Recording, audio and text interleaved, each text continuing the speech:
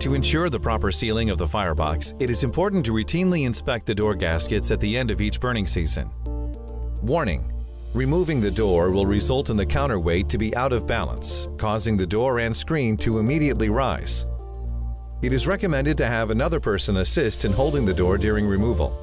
When replacing any faulty gaskets, be sure to use the proper fiberglass rope in a continuous loop around the perimeter of the glass.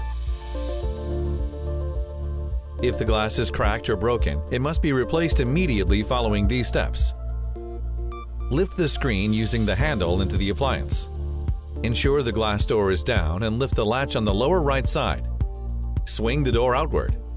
Unscrew the top and bottom retainers inside the door frame.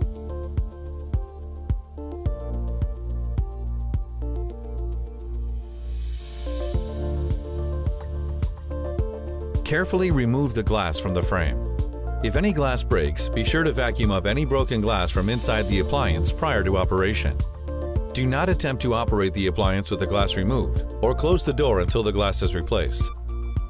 Center the gasket to the edge of the glass in a continuous loop around the perimeter.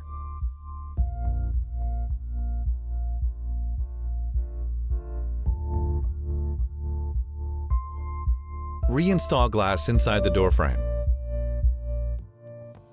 Reposition the top and bottom retainers and screw into place.